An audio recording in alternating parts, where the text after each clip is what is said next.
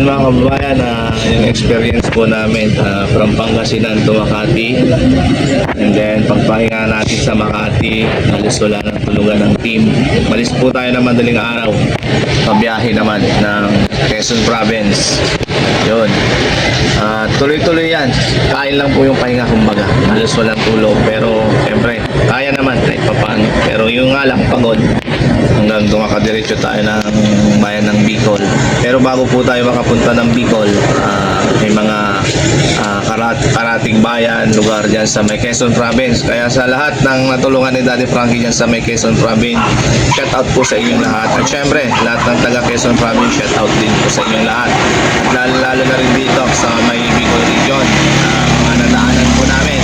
Salamat po sa inyong lahat sa pag-welcome sa Daddy Frankie at ng buong team. At siyempre, may mga natulungan din po tayo dyan sa stopover po natin dyan sa may Samar. Sa Katmalugan ba yun? Samar? Katmalugan. Yun po, may mga natulungan din si Daddy Frankie dyan. Siyempre sa ngayon, ngayong oras na to, nasa Southern Leyte naman tayo. Nag-aantay po tayo ng flight natin sa barge.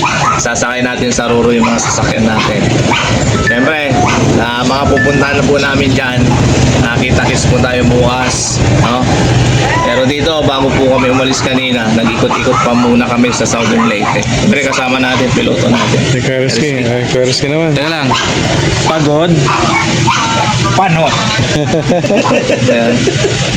Kwerski, may isang tanong ako, Kwerski. Grabe ka.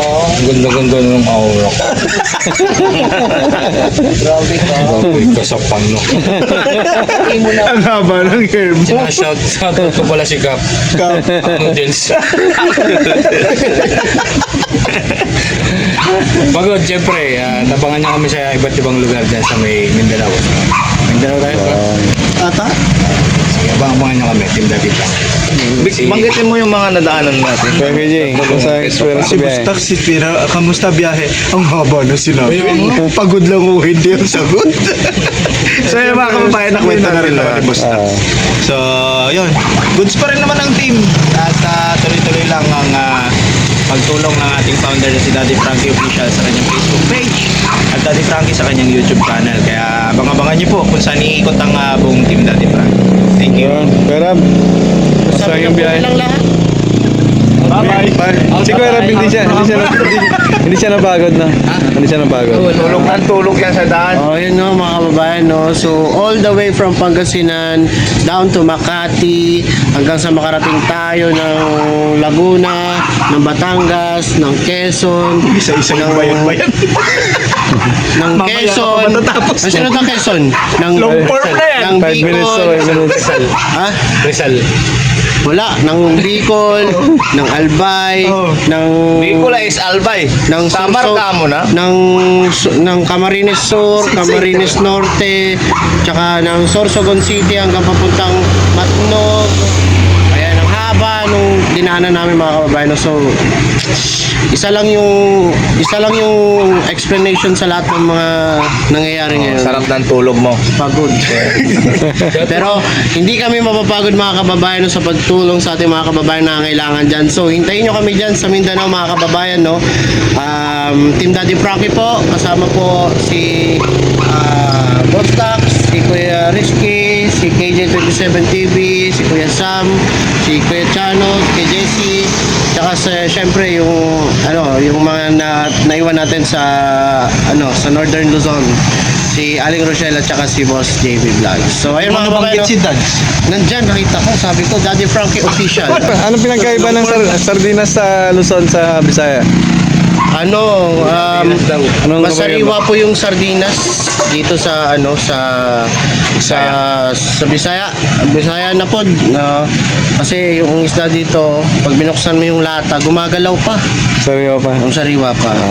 Sa Luzon kasi medyo process na siya, hindi na siya nakahinga doon. Ay, si Mare. Ayan. So mga kababayan, abangan nyo kami dyan, mga Mindanao yan. Bye bye. Kasi, Aura.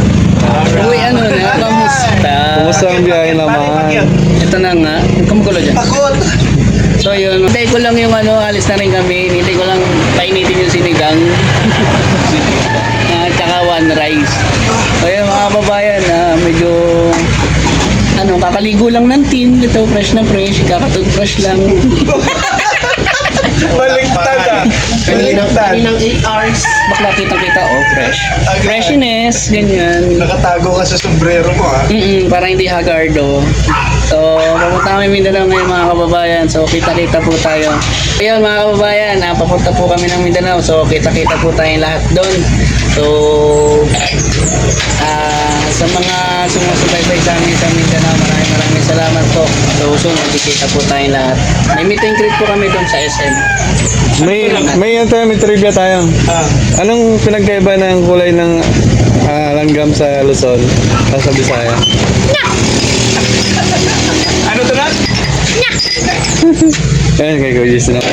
Kuya JC, alam ko, pagod na eh. Kumusta ang biyahe, Kuya JC? Okay lang, nakakapagod. Ang araw na, 3 days na, no? 2 days pa lang. 2 days pang 3 days bukas. Yung tulog natin, nakatulog lang tayo ng ilang oras, di ba? Halos 8 hours lang ang tulog natin sa 2 days. Isang araw, 2 gabi na ang biyahe natin. From Manila to San Ricardo, dito sa South del Leyte. So, pabiyahin na kami pang San Ricardo to Surigao. So, kita-kita dyan sa Surigao bukas, mga kababayan. So, hanggang dito lang muna ang Team Daddy Frankie. Ayun, thank you. Si Daddy Frankie nakatulog na sa pagod to. Ayun. Maingay Sam. Nagpapahinga si Daddy Frankie guys. So, ayun na lang, abangan nyo na lang kami. Pagod. Alright, si Dads. Kumusta ang biyahe, Dads? Happy na pagod. Happy na pagod. Pagod. Pagod. Sorry. Kaka pa na, Pagod. ano po yung i-expect ng mga mga taga Mindanao sa gagawin ng Daddy Frankie? Ano yung abangan nila doon po? Hahanapin natin or pupuntahan natin yung ating mga lolo't lola.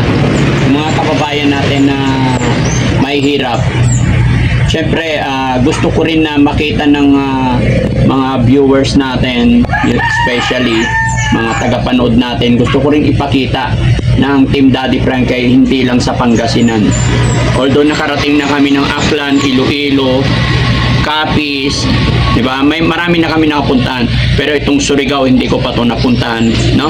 Kaya Surigao and then Davao.